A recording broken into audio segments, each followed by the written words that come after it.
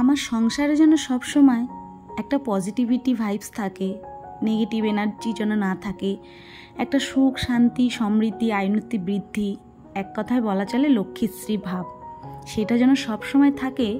সেই জন্য কিছু টুকটাক আমি বাস্তু টিপস মেনে চলি।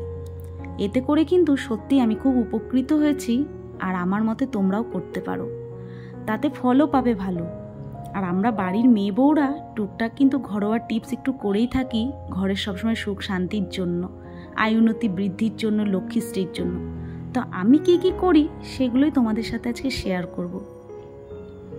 তার জন্য কিন্তু কোনো টাকা পয়সা খরচা করতে হবে না, সামান্য কিছু ঘরে থাকা জিনিস দিয়ে কিন্তু আমরা যদি এইভাবে ফলো করতে পারি তো বেশ ভালোই হবে। তো চলো দেখে নিই টিপস নাম্বার 1। সবার ফার্স্টেই তো জানো যে নুনের একটা গুণ আছে। এই নুন কিন্তু আমাদের সংসারে আয় উন্নতি বৃদ্ধি বা লক্ষ্মীশ্রী বজায় রাখার জন্য একটা কিন্তু বড় কাজ করে। সেটা কেমনভাবে তোমাদের বলছি। এই যে আমরা বাজার থেকে যখন নুনের প্যাকেট কিনে আনি, তখন কিন্তু একটা জায়গায় না রেখে দিয়ে যেই কন্টেনারগুলো বা যেই জারগুলো ফাঁকা থাকে, সেই জারগুলো যদি সাথে সাথে ভরে রাখতে পারি তাতে কিন্তু ভালো। আমার ঘরে যেই নুনের কন্টেনারগুলো বা জারগুলো যেগুলোর মধ্যে আমি সবসময় নুন রেখে দিই, সেটা রান্নাঘরের ক্ষেত্রে, বা যেই নুনের জারটা বড়টা ওটার মধ্যে সবসময় নুন তোলাই থাকে, ওইটার থেকেই সমস্ত জারগুলোতে আমি আস্তে আস্তে ঢেলে নিই। আর এই যে এইটা রান্নার ওখানে থাকে, আর ছোটো একটা বাটি যেটা ছিল সেটা আমরা খাবার ওখানে নিয়ে বসি। তাই যে কটা পাত্রে আমার নুন থাকে সেই সমস্ত পাত্রগুলোতে আমি কিন্তু নুনের প্যাকেটটা কেটে ভালো মতন ঢেলে রেখে দিলাম, ফিল আপ করে রাখলাম।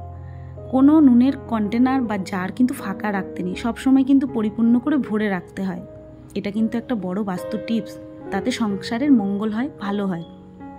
তো এই দেখো, এই নুনের এই জারটাতে, সিরামিকের এই জারটাতে আমি নুন একবার বেশি করে ঢেলে রাখি। তারপরে এই যে রান্নার এইখানের জারটার মধ্যে ওইটা থেকে ঢেলে নিই যখন একটু কমে আসে, আর এই খাবারের এখানটায়। কোনো সময় কিন্তু জারগুলো একদম ফাঁকা করে রাখতে নেই। তোমার যদি আরও বেশি প্যাকেট থাকে তবে প্যাকেটে না রেখে তুমি কিন্তু জারে ভরে ভরে রাখতে পারো, তাতে কিন্তু ভালো। আর সবসময় নুনের জারটাকে এমন জায়গায় রাখতে হবে যেন আমার সমান সমান, মানে আমি সোজাভাবে হাত দিলেই নুনের জারটাকে নিতে পারি, আমাকে যেন নিচু না হতে হয়। এটাও কিন্তু একটা টিপস।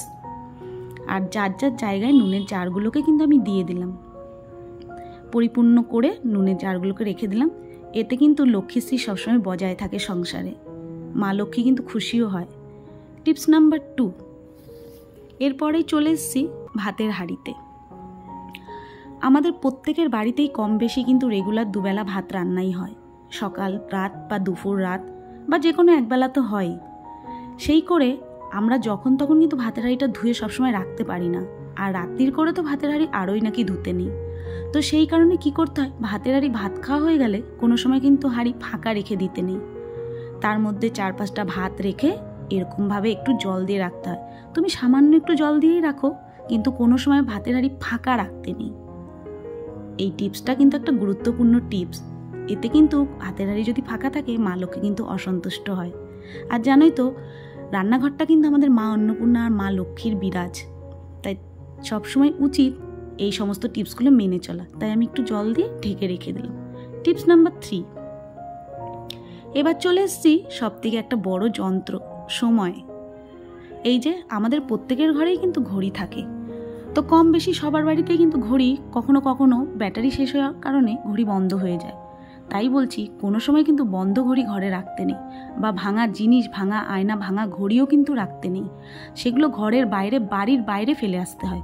আর ঘড়ি বন্ধ থাকলে সাথে সাথে একটা ব্যাটারি ভরে আবার চালিয়ে নাও, নতুন করে ঠিক হয়ে যাবে। Tips number 4। তারপরে চলে এসেছি এই যে একটা মহা কাজ, আর এটাও কিন্তু একটা বাস্তু টিপস।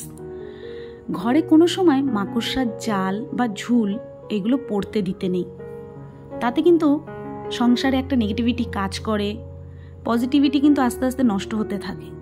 যেখানে ঝুল দেখবে সেটা অল্প বিস্তরই হোক না কেন, সাথে সাথে চেষ্টা করবে ঝেড়ে ফেলা।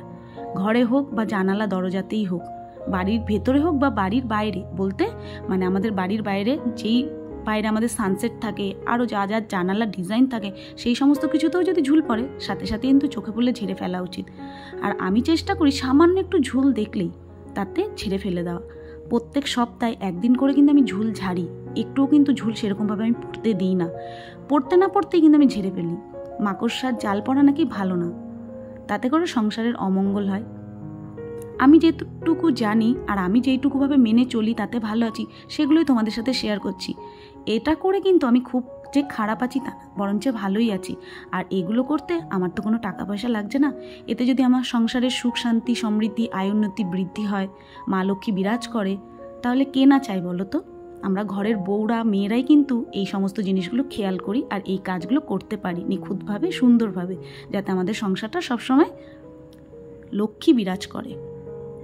তাই সব ঘরগুলোতে আমি সুন্দর করে যেই একটু একটু করে ঝুল পড়েছে সেগুলোই ঝেড়ে ফেললাম। আর তোমরা দেখে তো বুঝতেই পারছো একটু একটু করেই কিন্তু ঝুল আছে, খুব বেশি ঝুল কিন্তু নেই। যখনই আমার চোখে পড়ে তখনই কিন্তু আমি ঝেড়ে ফেলি। সমস্ত ঘরগুলো ঝাড়ার সাথে সাথে আমি কিন্তু বাথরুম আর রান্নাঘরটাও কিন্তু বাদ দিইনি, সেইগুলোও ঝেড়েছি।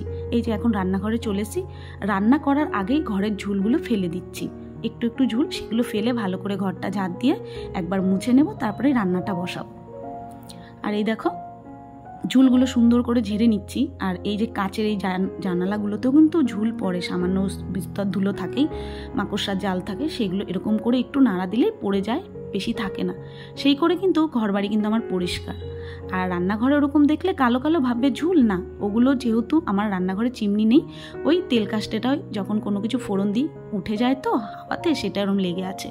দেখো এই যে বারান্দাতেও আমি ঝুলগুলো ভালো করে ঝেড়ে দিলাম, আর এই বারান্দার গ্রিলগুলোতেও ভালো করে ঝেড়ে দিচ্ছি।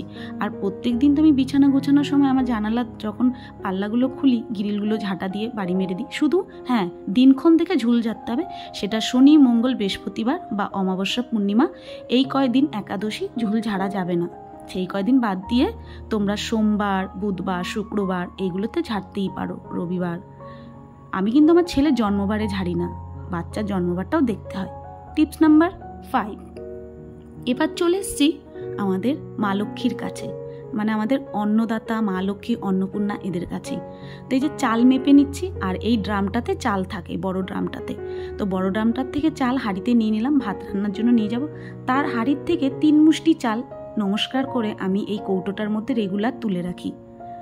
এতে করে যখন আমার সংসারে ঠেকা বা বেঠেকা বা ধরো চাল যদি কোনো সময় বাড়ন্তও থাকে, আমি কিন্তু ঠেকা বেঠেকা এই চালটার থেকে রান্না করতে পারি, আমার কিন্তু অসুবিধা হয় না। চলে এসছি এবার টিপস নাম্বার 6-এ।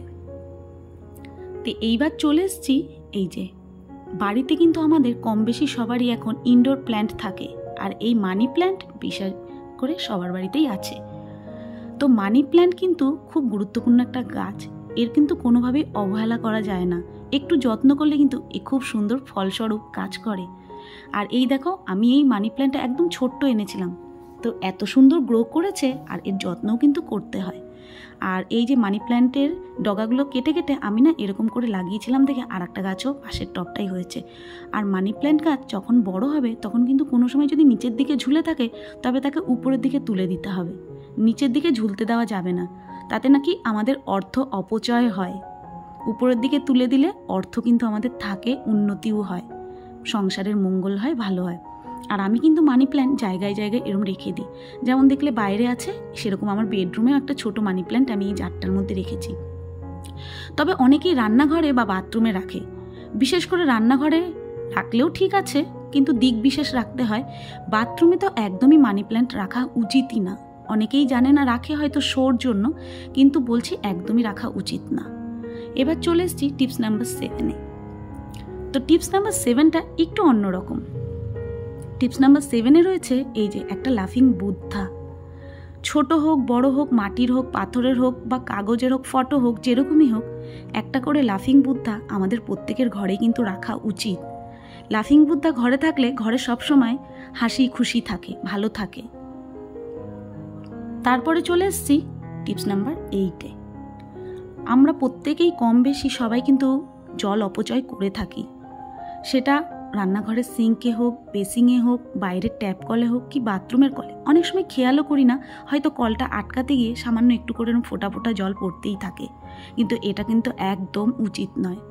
সবসময় ঠিক করে খেয়াল করে দেখতে হবে যে কলটা বন্ধ আছে নাকি, ফোঁটা ফোঁটা জল পড়লেও চলবে না, এতে কিন্তু আমাদের অর্থ অপচয় হয়। অর্থ সবসময় জলের মতন বয়ে যায়, তুমি চাইবে না, তাও কিভাবে অর্থ বয়ে যাবে তুমি টেরও পাবে না, তাই কলটা সাথে সাথে দেখে বন্ধ করতে হবে। এবার চলেছে টিপস নাম্বার 9-এ। এই দেখো আমার হাতে দেখতে পাচ্ছ তো, হাতে রয়েছে নুন। আমি এই যে ঘর মুছবো বলে এক বালতি জল নিয়ে চলে এসেছি, আর বালতির জলের মধ্যে নুনটা মিশিয়ে দিলাম।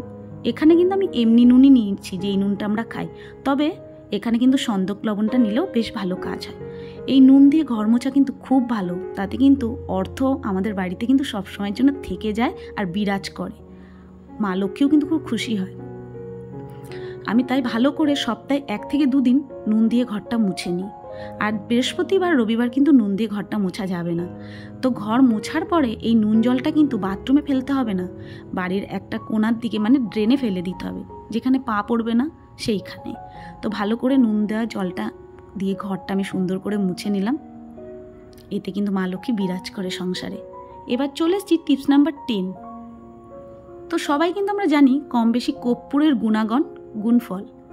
কর্পূর কিন্তু একটা মারাত্মক জিনিস, যেটা কিনা আমাদের ঘরে থাকলে আমাদের ঘর সত্যি সব দিক থেকে পজিটিভিটি কাজ করবে।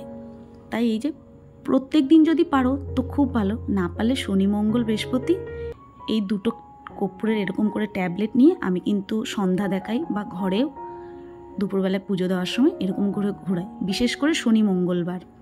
এরকম করে যদি তোমরা পুজো দেওয়ার সময় আরতি করে পুরো ঘরে ঘোরাতে পারো, খুব ভালো।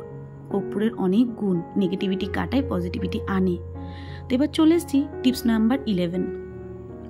তো এই যে আমাদের ঘর পরিষ্কার রাখার জন্য সবথেকে যার বড় কাজ সেটা হচ্ছে আমাদের ঝাঁটা। আমরা যেমন ধনতেরাস একটা ঝাঁটা কিনে আনি, মা লক্ষ্মী নাকি সংসারে ঢোকে, সেরকমই কিন্তু ঝাঁটাটা আমাদের এমন জায়গায় রাখতে হবে যাতে ঝাঁটাটা কেউ ঢোকার সময় চোখে না পড়ে, কেউ বাড়ি থেকে বেরানোর সময় চোখে না পড়ে। ঝাঁটাটাকে এমন জায়গায় রেখে দিতে হবে, একটা লুকানো জায়গায়, যেখানে সচরাচর চোখ পড়বে না আমাদের, সেরকম জায়গায়। সেখানে কিন্তু যাতে পাও না পড়ে সেই জায়গায় ঝাঁটা রেখে দিতে হবে। তারপরে চলে এসেছি টিপস নাম্বার 12। এই যে আবারও সেই কর্পূর। এই দেখো এরকম একটা প্লাস্টিকের বাটিতে আমি এরকম 4টে ছোট ছোট কর্পূরের ট্যাবলেট নিলাম।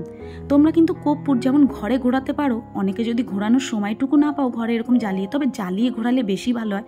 না পেলে এরকম কর্পূর বাটি করে, ছোট ছোট বাটি করে বেডরুমের কোনো কোনায় বা বাথরুমে, রান্নাঘরে এরকম কিন্তু রেখে দিতেই পারো। আমি কিন্তু বাথরুমে এরকম একটা প্লাস্টিকের বাটিতে করে কর্পূর সবসময় রেখেই দিই, যখনই ফুরিয়ে যায় আবার সাথে সাথে রেখে দিই। এতে করে বাথরুমের থেকে কিন্তু নেগেটিভ এনার্জি অনেকটা বেরায়, তাতে করে নেগেটিভ এনার্জিটা কেটে যায়। আর আমি কিন্তু এগুলো সবসময় মেনটেন করে চলি।